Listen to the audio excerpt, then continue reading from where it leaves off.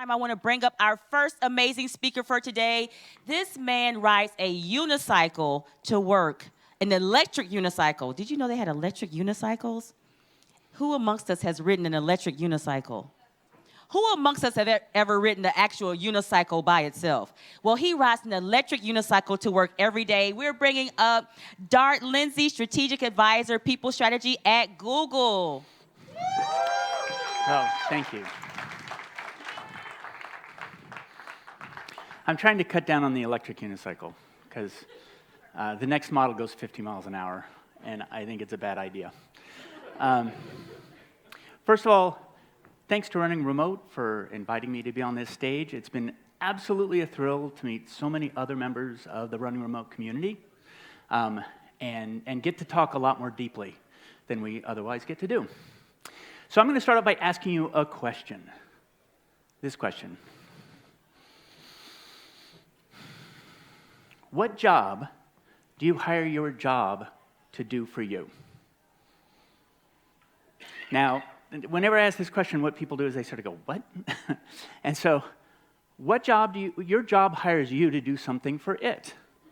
What do you hire it to do for you? I'm going to let you think about that for a few minutes. You can talk to your neighbor, and then I'm going to ask you how you answer that question. So we'll give you 3 minutes to think about it. All right, come on back. It's always hard to bring people back from this one because people get very involved in this question of what do people hire their job to do for them. If we could bring up the bingo card, I'm going to ask somebody to answer the question. What job do you hire your job to do for you? So we have a mic in the room. If you just want to raise your hand, they'll bring you the mic.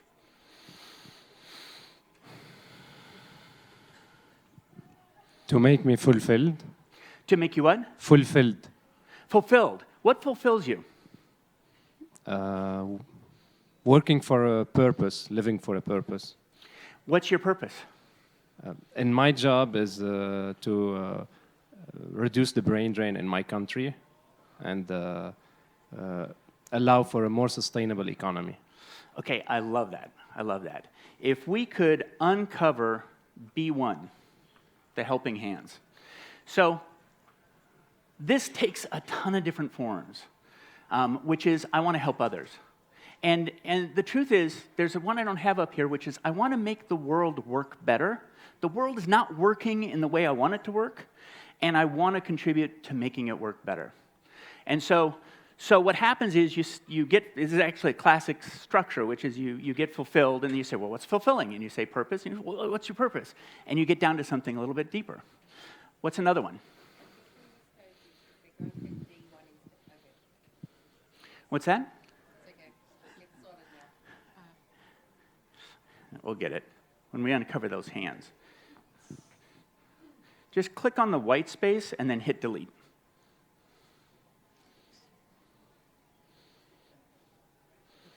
Okay, we got the hand. Do it again. It doesn't matter that much. I can do this without this thing. To help others. There we go. There we go. What's another one?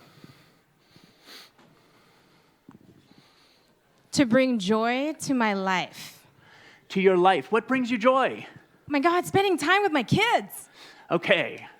Let's uncover C1, which is to take care of my family, and that taking care can be the joy of actually spending time with our kids. And it can also take another form that's more practical, I think, or at least directly practical, which is A1, which is we hire our jobs to pay the bills. What's another one?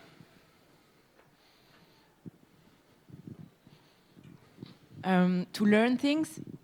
I love that. Let's go to A2, which is to learn things. What's another one?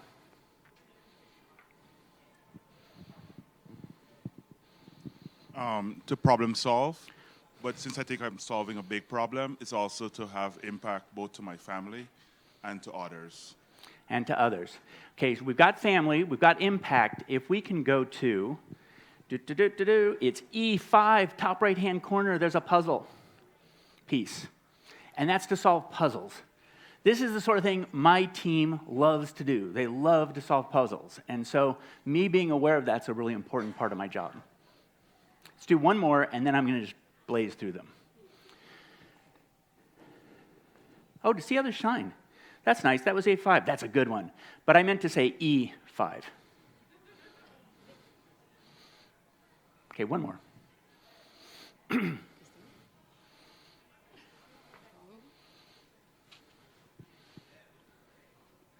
To pay for healthcare and look after myself. And I put that under pay my bills. I think that there's something between the two, between take care of my family, which includes me, and it includes now, and it includes later. And so both of those things. I mean, retirement's a really big part of taking care of ourselves, and benefits are a big part, especially depending on which country you're in, how important that is. To buy, Yeah? I can give you another one. if Sure. you'd like. To buy material items like jewelry. So, you saw some earrings up there. Yeah, you're starting to guess ahead. But no, that's not exactly what it is. I'm going to pick the one below it, which is the wine glass, which is close. That's A3. To provide money for other experiences. I want to go to dinner. In fact, the first person who ever told me this, I said, well, like what? And he said, in 3 weeks, I'm climbing Mount Everest. It's an expensive thing to do. And he says, I hire my job to do that. But I am going to do the earrings one. So if we can go one up to B3. Nobody ever says this quite out loud. I say it out loud, and then other people say, yeah. So I hire my job to make me look good at parties.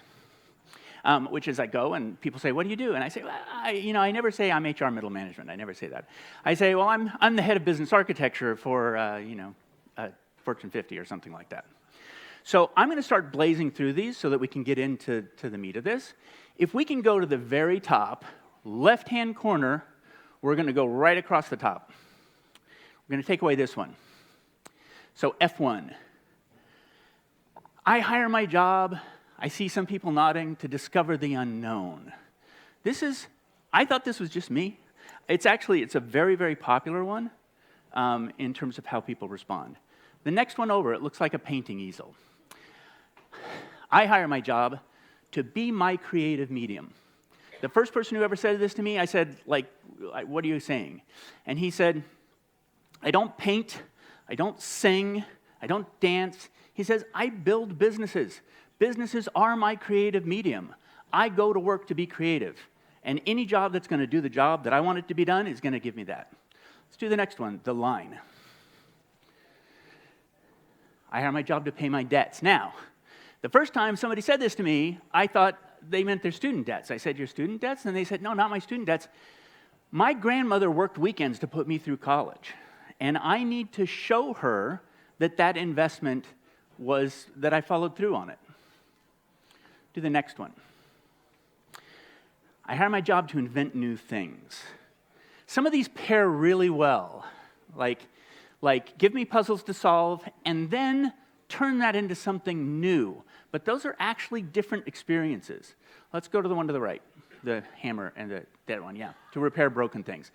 Also, a very specific need. And when you actually interview people about repairing broken things, they have all of these criteria for what's really good. I talked to one person who said, well, I like to repair Triumphs. And I said, why? And he said, because when I open up the transmission on this thing, I can see that they've polished a particular piece to make it really finely done. Nobody's ever going to see inside that transmission. I'm communing with the person who built this thing and had the pride of making that they were able to put that kind of detail inside this hand-built machine. Let's do that one, E1. To achieve independence. Now, the first time the person said that to me, I said, you mean financial independence? And she said, no, I'm from a country where daughters are not considered independent. They're considered wives, they're considered daughters, but they are not considered independent. And she says, now I'm in Silicon Valley, I'm seeing independent women, and I want to be one of those. And that's what she hired her job to do. Next one over. I hire my job to tidy messes. Again, it's a very specific thing. And you can get it and it just feels great sometimes to go into a mess and make it better. Next one over. I hire my job to provide me with a worthy opponent. This takes a couple of forms. One form is, I'm a salesperson. I like to go head-to-head with other sales teams, and I like to win. But I've also seen it faced inward. I talked to one person who said, if there's a good idea in the company and everybody agrees, that's just no fun. She said, if there's a good idea in the company and one powerful person is against it, that's a good time. And she says, now I've got an opponent. She says, if they're weak, it's no fun. But if they're powerful and I can win, that's what she loves. And she surrounds herself with really judgy people. And they sit around and they say, that idiot, we're going to get him. And that's what they do. That's their good idea of a good time. Now, this next one, I could have changed it for the thrills. It could also potentially be for adventure. And I think in the world of distributed work, that's a part of what we're looking for. Sometimes thrills take different forms. People in startups have the ups and downs, and are we going to pivot this direction? What are we going to do? People really like that. Next one, D. Yeah, that one. To escape my home life. Now, this also takes a couple of different forms. One is, I just need to get out of the house, but the other one is, I don't need to get out of the house, but my spouse needs to get out of the house, me to get out of the house. And so I'm going to make myself scarce while I'm at work. Somebody laughed at that. I like it when I hear recognition. Yeah. Let's go to D2, to structure my life. I just won't get very much done unless somehow my life is being structured and I want to get stuff done. The next one over. To give me membership to exclusive clubs. Sometimes you work for a company, it opens doors for you. And that's something you can get from your job if it's the right one. Next one over. To build my legacy. Now, this also takes a lot of forms. My father's legacy was an encyclopedia, and he knew it. First person who said this to me, though, said, I want to show my daughters what a female Silicon Valley executive looks like. She wanted to be a model for her daughters, and that's the legacy she wanted to leave. Next one over. I hire my job to do the books. What that means is, I don't like every part of running a business. When I run my own business, I hate doing the books. And so I want a job where somebody else does that. Or I don't like marketing. Or, I don't like something else. The hammer, to make things. This one is, look, I just want a tool shed, I want some tools, and I want to build things. And when people talk about this, you can almost always say, tell me about your garage. And they say, well, I've got a lathe, and I've got a TIG welder, but I'm thinking about selling the TIG welder so that I can get this other thing, and they're very, very anchored on that. Next one over. To spend time with friends. Next one over. To be part of a team. The first person who said this to me, I said, why? I don't get this one. This is one I don't get. She said, I like to work alone, for the most part. But what she said is, look, I hire a team. I hire my job to put me on a team so that I can amplify myself. I can't make the difference in the world that I want to make if I'm alone. Let's not do that one. That one's heavy. Let's go over to B2. Okay, that's good. We'll do that. That was too quick. The first person I was interviewing somebody. I've interviewed hundreds of people about this. And I asked him the question, and he said, I hire my job to pretend. And I said, what do you mean you hire your job to pretend? And he said, I hire my job, I like to go and I like to pretend to be a vice president. And I said, you are a vice president. You're a vice president of a Fortune 50 company, and you've been a vice president your whole career. He said, no. He says, I'm a jazz musician. He says, I spent my 20s and 30s on stage. I like the lights, and I like an adoring audience, and I want to get up there and put on my VP costume, and I want to be adored. Let's do the snowflake. I hire my job to be unique. I don't want to be a cog. I don't want to live life anonymously. I want to be something special. Next one over. I hire my job to build community. The two hands together. I hire my job to meet people. This is a really interesting one. Somebody said to me, My clocks aren't working, by the way, so I don't know exactly where I am.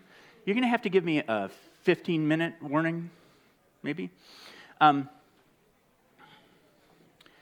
He said, I just like to meet new people. He says, I like to taste different personalities, is the way he said it. It was almost kinesthetic. He says, and he says, that I don't even have to like them. I just want to taste them.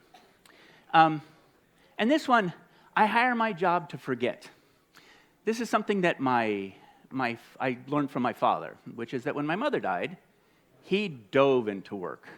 And he dove into work because he needed to forget. And so that's what he did. So let's talk about this for a second. How many of you see yourself somewhere on this slide? Okay, everybody sees themselves someplace on the slide. How many of you see something on the slide when you're like, you look at it, you're like, that's not me. That is absolutely not me. Okay, about half, maybe more, maybe everybody. I can't quite tell with the lights. I'll tell you something. In combination, almost every single one of you is unique. If you were to select the ones that matter to you, if there's 100 people in the room and you ask them to select, maybe 3 will be identical to somebody else, and that's it. People are very, very different in terms of what they want from work. Let's go to the next. Let's actually go back to the deck now, and we can go to the next slide. So why is that? So I've read the books. I know what people want from work. People want 3 things: autonomy, mastery, and purpose. That's what they want. We just had 30 things on the board. And collectively, each of you wants something completely different. And so why is it that we've never seen a list quite like this? I like the pictures. So the reason is, and this is what I'm trying to cure, is that companies have come to think of employees as an input to production. So they see employees, and I'm just going to say, whenever I say they, I'm talking about me. I'm not throwing rocks at somebody. I've spent the largest part of my career enabling that model. So I'm not pointing at anybody except maybe myself. Let's see, 1 to 16. I think we want to go to the slide that says, it's a big blue arrow. There it is. There we go. Great. And so the way companies think about employees is companies think about people as inputs to production, like raw materials or capital equipment. And so we see employees as going in one side of a pipeline model, and we're going to combine them with those other inputs to create an output for a customer. Very one-directional. The model has put us into a position where we think of people as things, and we try to apply the tools of thingness to people. You're an input to production.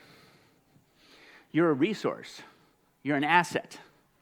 I acquire you, which means I take ownership of you.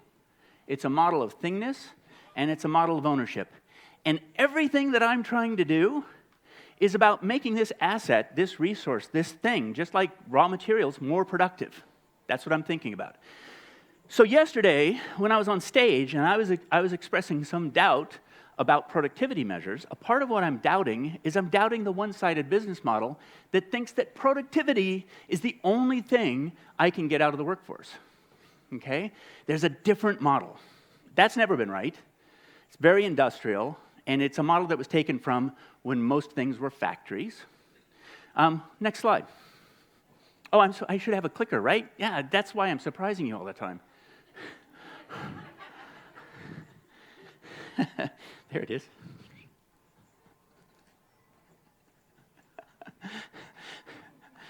Technical teams hate me. That's all. So this is the different model. The different model is employees are customers. They're not inputs to production. They are actually customers. As a result of that, a couple of different things happen. Work is a product. Good news. All of a sudden, if work is a product, we can use design principles to design it better. This is what that model looks like. This model looks bidirectional with customers on both sides. It's a classic multi-sided business. And this is not a new model in the world. It's just it's never pointed at employees. This, ad-based media is always two-sided. It's got revenue-generating advertisers on one side. It's got readers on the other. If you don't satisfy both, you can't satisfy the other. And it's old. It's super old. Let's see if I can get this to go. Whoops, too back. There we go. That's 500 years old, the Grand Bazaar in Istanbul. It's a classic multi-sided business. The bazaar brings together two different customers, shop owners and buyers. And it's become a lot more popular and a lot more comprehensible lately because we're not as industrial age as we used to be, and this. So most of the entrants into the Fortune 50 in the last 20, 30 years have been multi-sided businesses because they're super, super profitable if you run them right. And so when you do this, work changes. And I want to talk about how it changes. I'm going to split the room down the middle. The left-hand side, you're going to be working in a two-sided business model. The right-hand side, you're going to be working in a one-sided business model.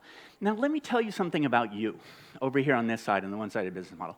As inputs to production go, you're very inconvenient.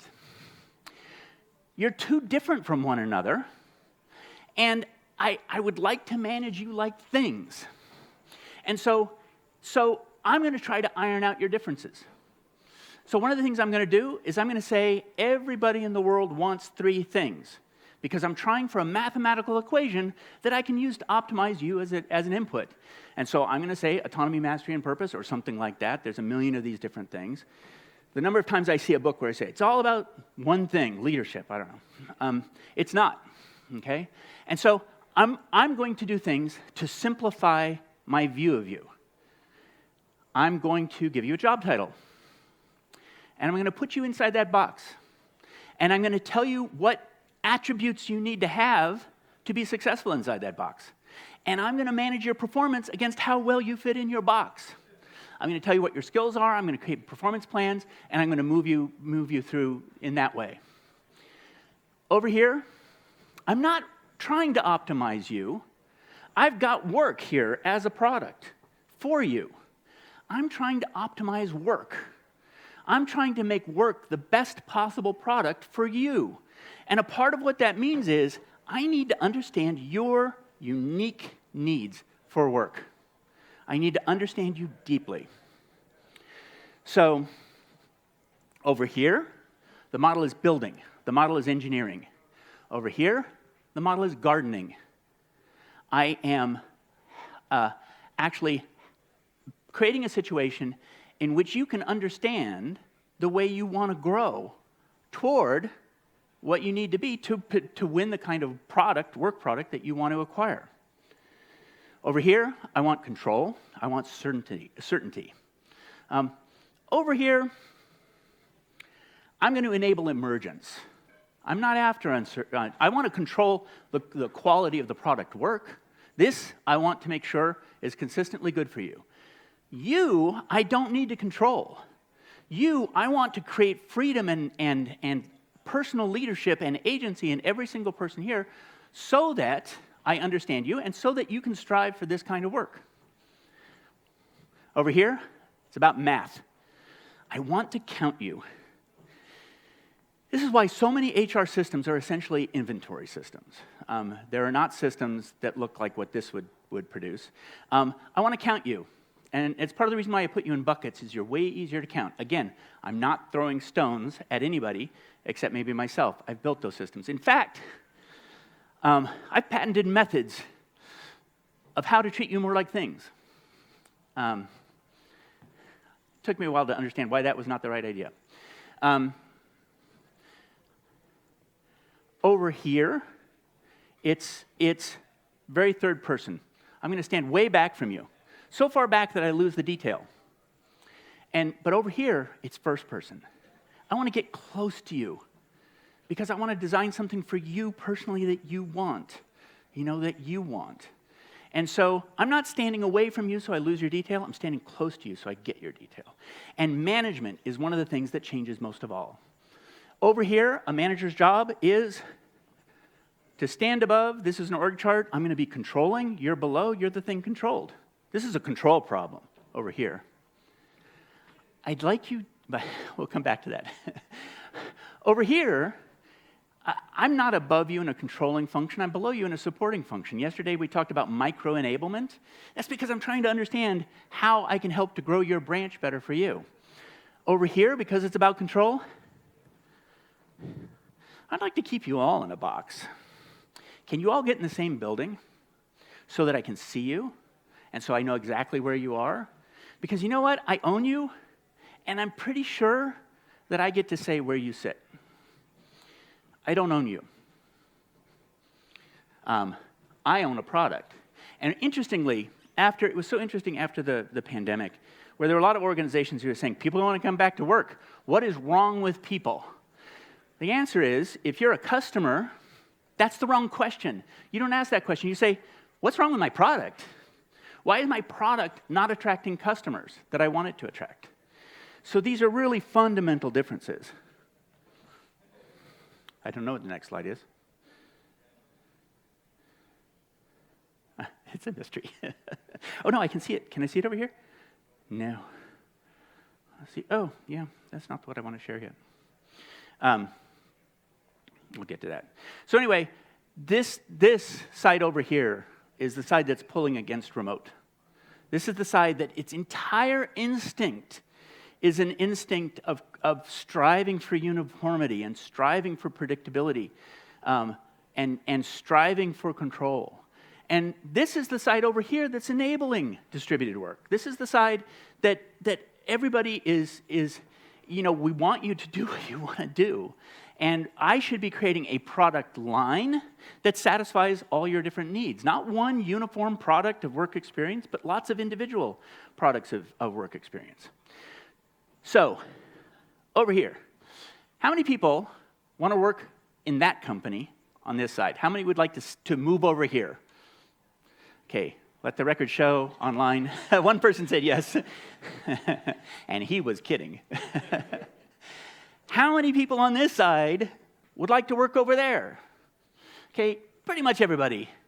And so, as I see it, that's a competitive advantage. When you can do this, you attract people. I don't need to control you into performance. I'm giving you what you want to do. It's the quality of the work. It's the things that were up on the screen before.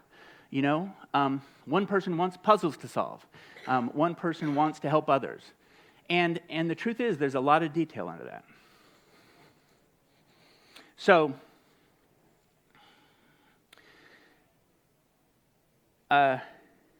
this will take you to my business card. There's a lot of things on the business card that I think you should know about. One is top 3 are the podcast, which is where I'm talking to tons of designers and business model, creators. And we have about 100 episodes. We have a lot of people in the distributed community talking about distributed work.